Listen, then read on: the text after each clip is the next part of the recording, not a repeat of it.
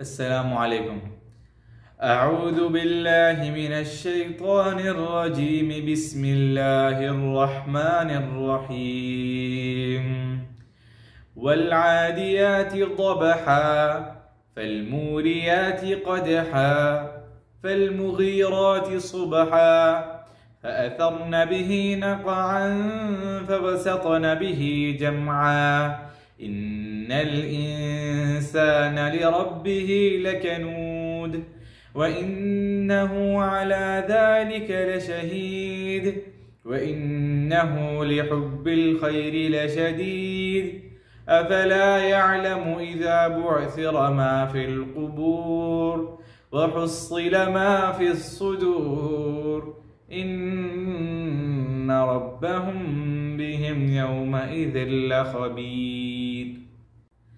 By the racers panting, and the producers of sparks when striking, and the chargers at dawn, stirring up thereby clouds of dust, arriving thereby in the center collectively. Indeed, mankind to his Lord is ungrateful, and indeed he is to that a witness, and indeed he is in love of wealth intense.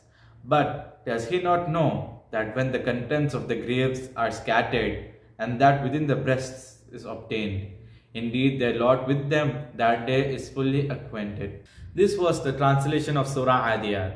And what we learn from this surah is the attitude of the human being, the heedlessness of the human being, and the things that the human being does on this earth without fear of any consequence. Allah starts the surah by taking an oath. He says, by the racers panting. And what this refers to is the horses in battle when they are charging straight towards the enemy, running as fast as they can. So when somebody is charging towards the enemy, he doesn't look left, he doesn't look right. The only thing that is going in his mind is that I'm going to kill that guy right there. Allah swears by that. Then in the second verse he says, فَالْمُورِيَاتِ قَدْحًا.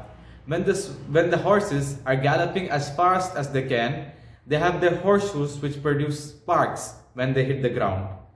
That is what Allah says in the second verse. Then in the fourth verse, Allah says, فَأَثَرْنَ بِهِ نَقَعًا. And naqa'a in Arabic means dust. These horses, they are running as fast as they can, which is giving rise to piles of dust. Then Allah says, فَوَسَطْنَ بِهِ جَمْعًا. Now, these horses, they were charging towards the enemy. And wasat in Arabic means the center of something. Now these horses, they were charging towards the enemy, and now they are in the center of the enemy. This is a scene from battle. This is a very intense scene. The enemy is surrounding them. The enemy is all around them. You want to know what happens next.